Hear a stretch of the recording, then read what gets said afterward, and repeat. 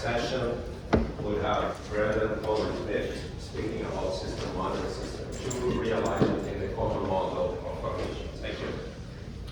Okay, hi everyone. I'm President Conway-Smith. I work with Robert West at the Cognitive Modeling Lab at Carleton University. So the paper we're presenting is, as you heard, System 1 and System 2 realized within the common model of cognition. Now, trying to implement descriptions of System 1 and 2 into AI have been somewhat fraught. We say it's been hindered by a lack of clarity.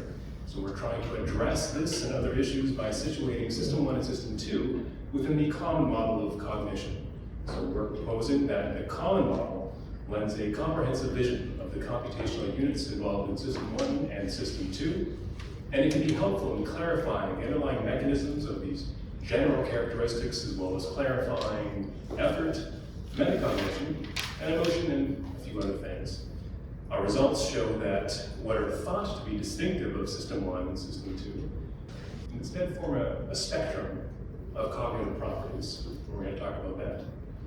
Now, we can of course imagine all the characteristics of System 1 and all the characteristics of System 2 lining up on each side. System 1 versus, fast and emotional, associative, not requiring working memory, and all the characteristics nicely lined up on the other side: slow, rational, effortful, requiring working memory.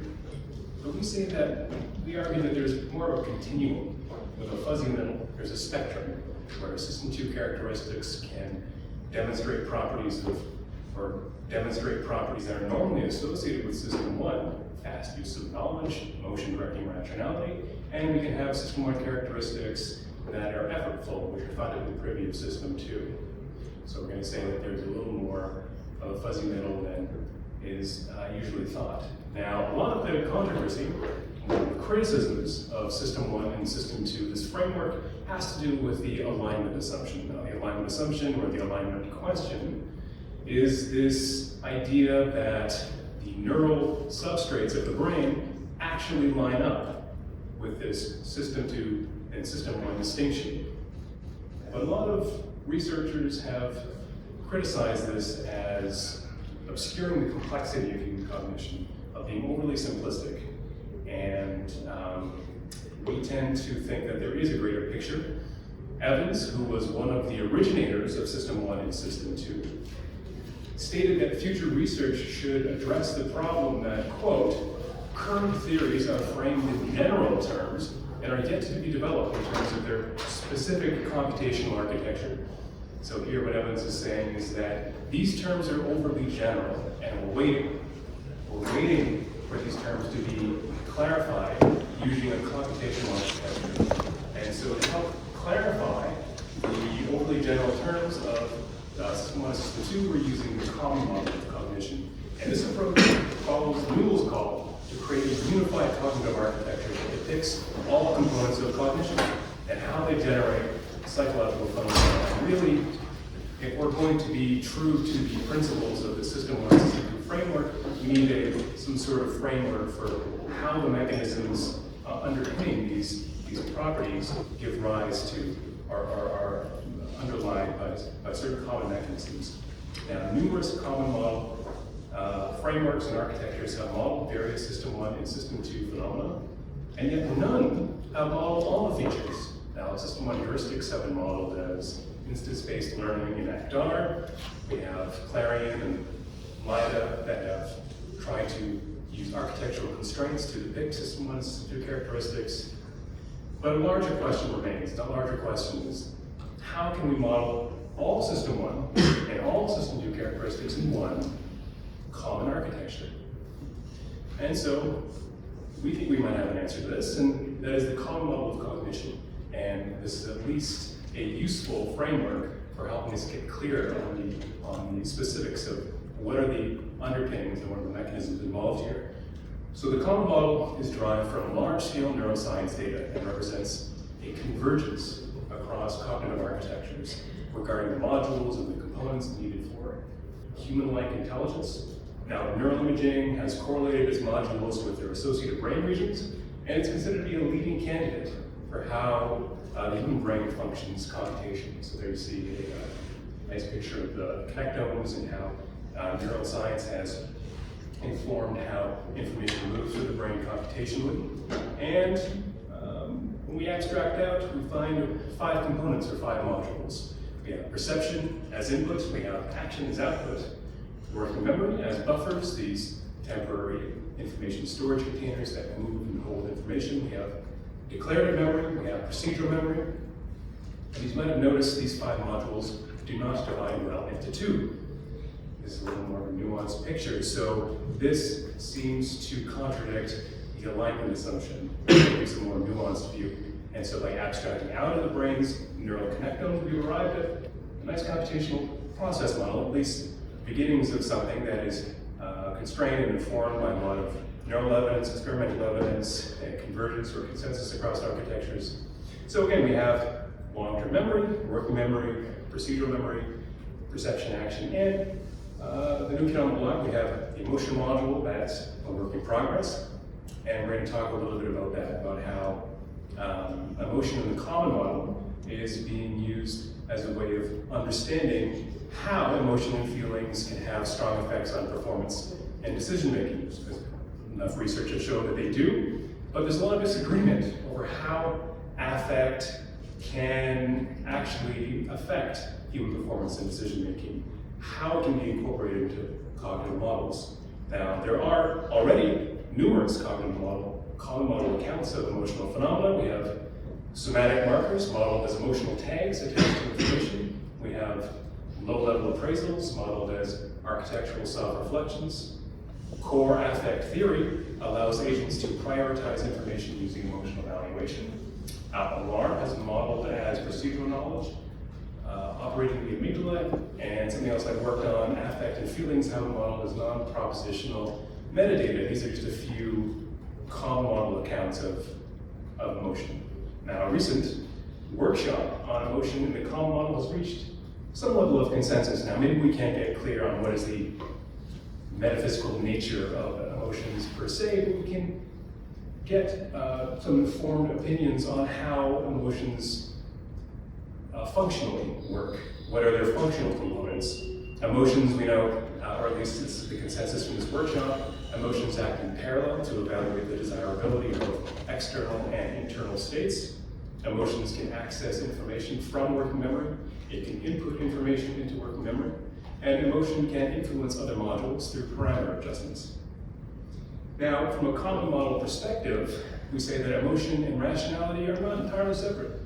Now, some think that rationality is not entirely possible without emotion, that any instrumentally rational system must necessarily pursue some desired end, some preferred end. And so from a common model account, emotion plays an important role in both System 1 and System 2. Now, declarative knowledge in the common model, System 1 and System 2, we say, do not align well with procedural knowledge and declarative knowledge, which is what is commonly thought. Now, declarative knowledge has properties associated with System 1. It can go about associative learning. It can implement heuristics that leverage associative learning. Declarative memory cannot operate without procedural knowledge.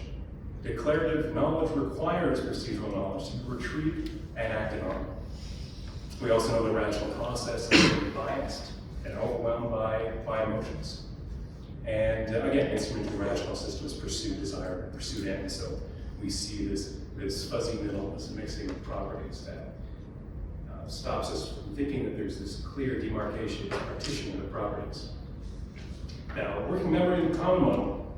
Well, working memory is conventionally associated with System 2, but from a common model perspective, working memory is also required by System 1. Procedural knowledge fires off the content of working memory, off the content of buffers, and because of this, procedural knowledge is needed for even the simplest processes. So procedural knowledge is a minimal process, and so it's requiring of working memory, which again flies in the face of what is commonly thought of in the System 1 and System 2 framework.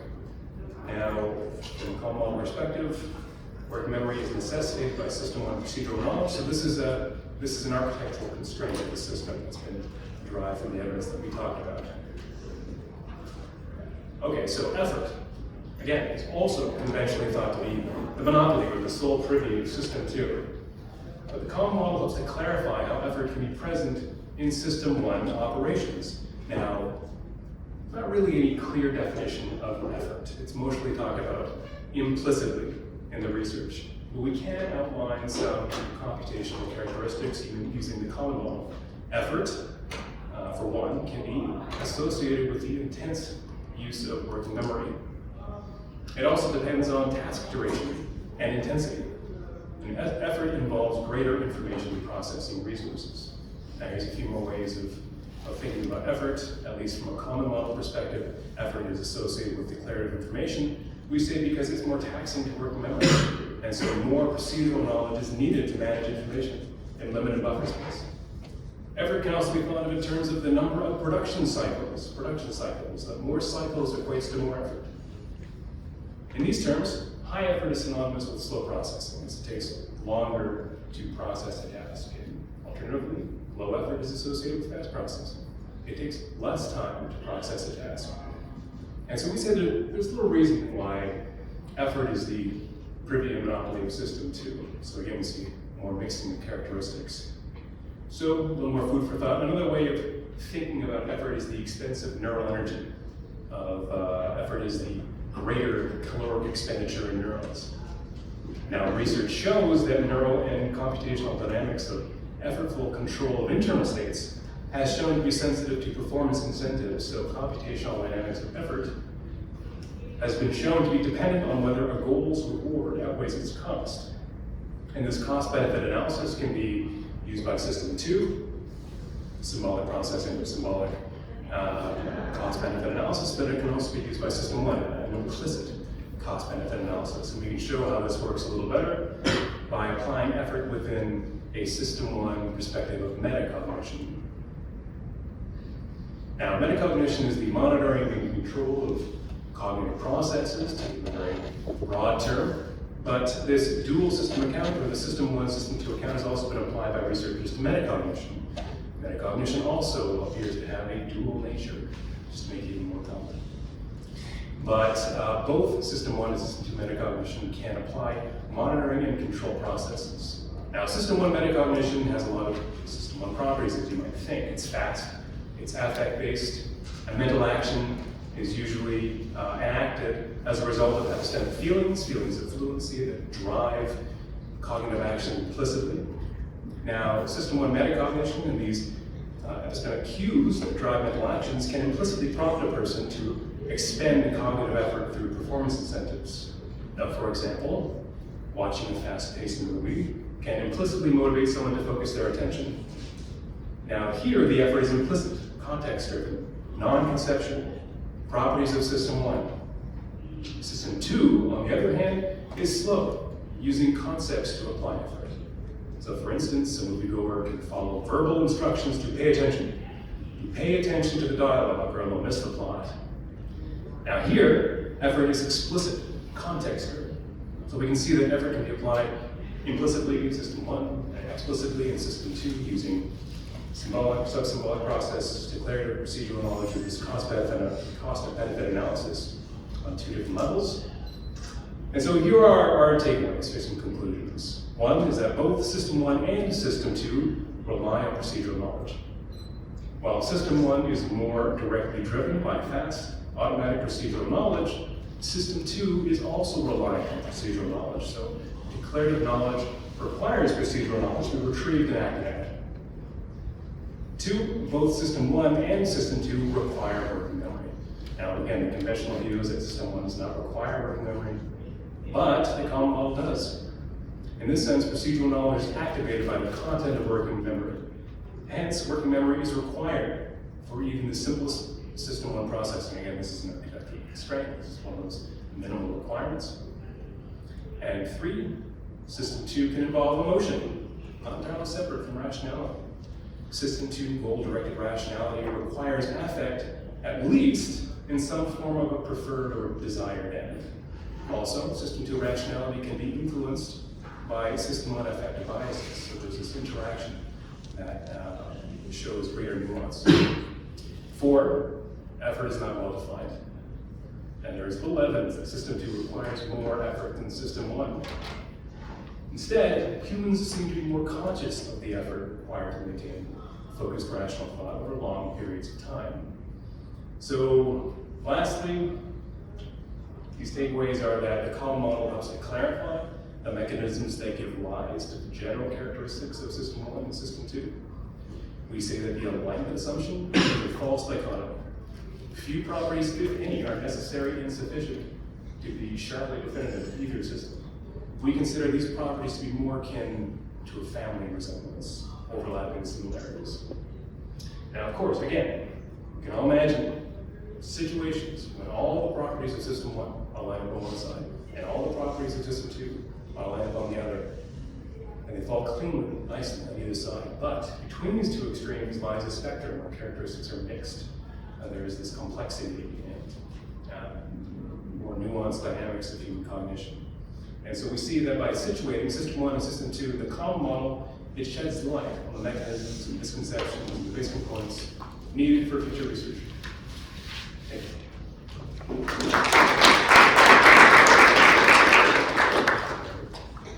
We have any questions? Yes, we have questions for the speaker.